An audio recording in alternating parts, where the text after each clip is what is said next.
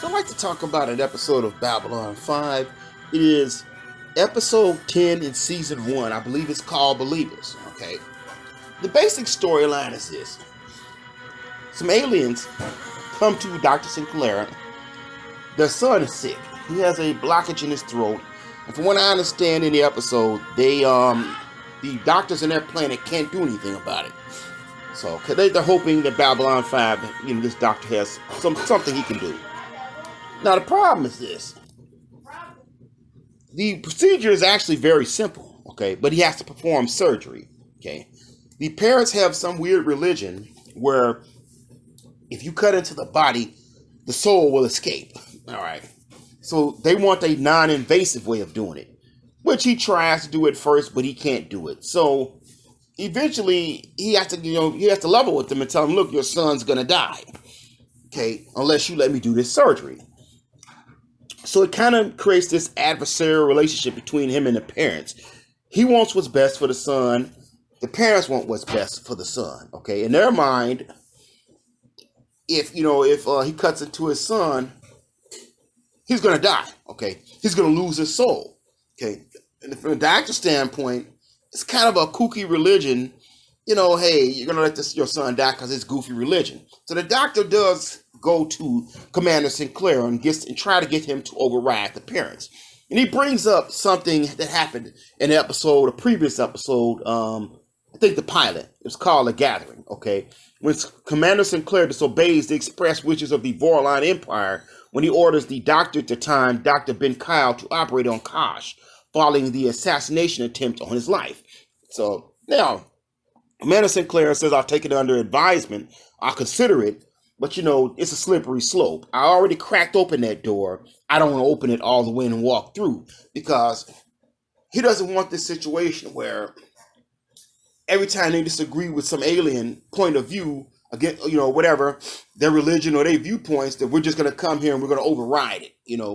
Babylon 5 can't operate like that. It has to operate in some sense where people are allowed to have their own express opinions and their own religious beliefs. The doctor even talks to the boy, and the boy believes this religion as well. He doesn't want that. He doesn't want the surgery if it means he's going to lose his soul. So, like I said, it's an interesting thing because everybody wants what's best for the son. There's also some little side story there where Ivanova is going out to escort a ship that's being attacked by raiders or something. Honestly, I wish they would have left that out. It was boring and uninteresting. I wish they would have involved her with the main storyline a little bit more. Had Dr. Franklin go to her and say, hey, look, Sinclair's not listening to me. Can you convince him?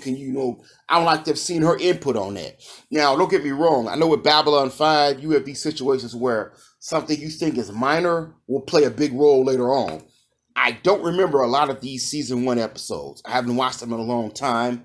So maybe her going out there to protect this ship and escort it, protect it from the raiders. Maybe that'll pay off later on. But right now, I thought it was boring.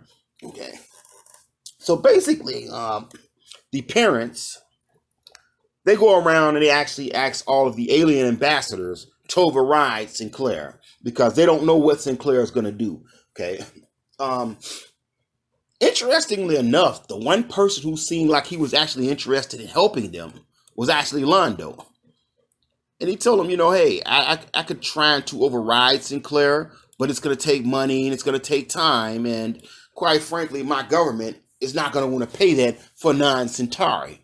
Okay, so if you can afford to pay all this money, all this documentation and court time and all that, we can help you out. Of course, they didn't have that money. Ambassador Delenn and the Narns, they didn't seem like, hey, Jakar was just like, whatever, kick rocks. Yeah. Eventually, Sinclair goes ahead and he gives his verdict, and he sides with the parents, okay, which are Maola and Tharg. I'm sorry if I'm pronouncing those wrong, but I believe that's the correct name. He sides with the parents and tells the doctor you can't do it. So, the boy's going to die. So the doctor, being a doctor, says, screw it, I'm doing it anyways. One thing I liked about this episode is that it actually showed a lot of the doctor's personality. this is the first episode I really feel like they gave him a lot of character development.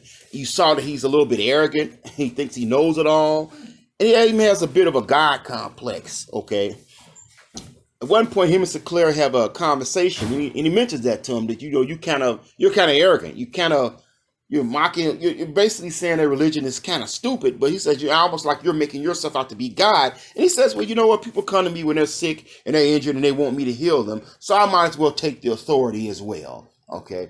So it shows he's a little bit on the arrogant side. And also it shows that he's willing to go against authority if he believes, he's passionate about what he believes, which he actually does do that later on in a couple episodes. He doesn't directly go against the authority on Babylon 5, but he occasionally goes around it. Okay. So I think it's a lot of good character development for the Doctor. Now, he does the surgery. The parents find out. And, they thank the Doctor. They say that they're still upset with him for violating their religion. And they take the son and they leave. And they say, hey, we got this prayer cloth or whatever. We're going to put his prayer shawl or whatever. We're going to put it on him and we're going to leave. Okay. So they're sitting there and the Doctor is, him and his nurse are sitting there looking over their religion, studying their culture a little bit more. And he finds out that particular piece of clothing is what they wear when you're about to die. So, of course, we know what happens here. He runs over to the parents' room, to their quarters, and finds out that they actually killed the son. Now, I don't really know if they actually attempted to arrest the parents for this or not, because to the best of my knowledge, I don't see them saying it anywhere in the episode. My assumption is that they let them go. So the Doctor has to learn a little humility there, that you're not God and you can't run over everybody. You have to take other people's religious views into account. Now, one thing I find interesting is, if these people come from a planet where you can't do any type of surgery, he says at one point that they only allow surgery to be done on animals. Okay.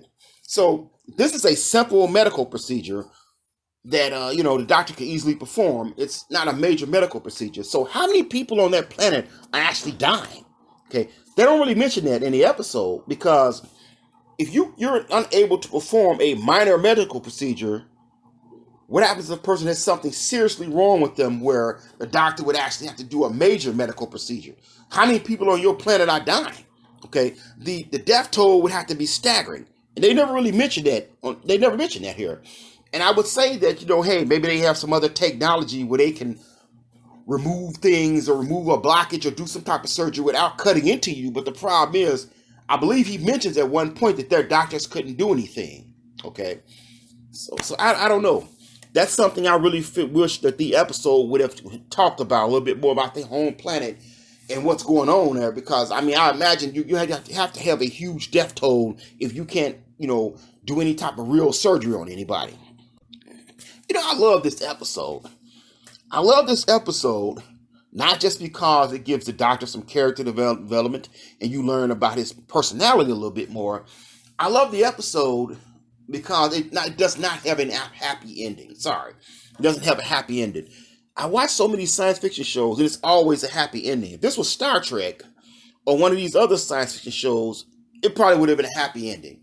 Either the Doctor would have found out he would have went in their religion, studied their religion, and found some way to, some loophole, or talked them into it. Or their family would have said, hey, you know what? You violated our religious beliefs and you went ahead and you did the surgery.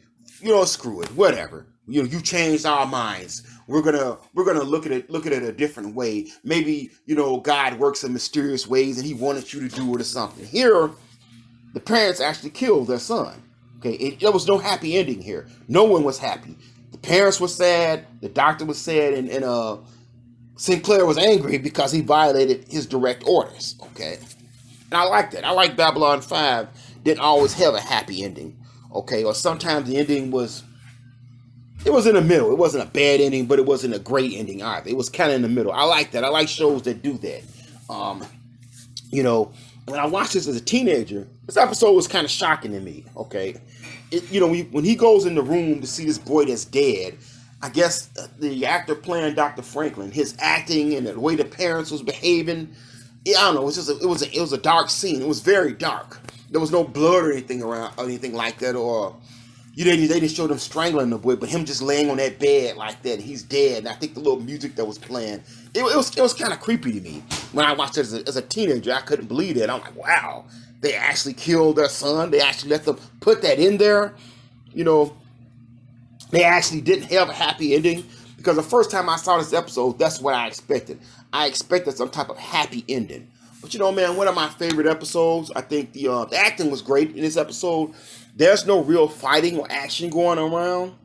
There's nothing really happening on the station. Okay, there's no riots, there's no bombs, there's no fist fights, no real space shootouts.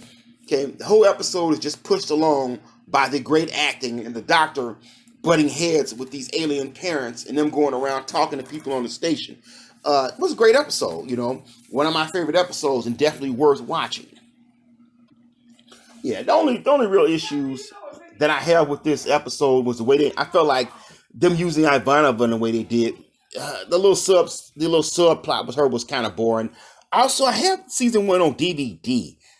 The sound is horrible, okay, which is odd since it's on DVD. I actually have the rest of the seasons. I purchased them on Amazon, and the sound is great. So I don't know why that is, but you know, hey, if you want to watch this, I say check it out on Amazon. So yeah, all in all, a great episode and one of my favorite episodes that still holds up even now.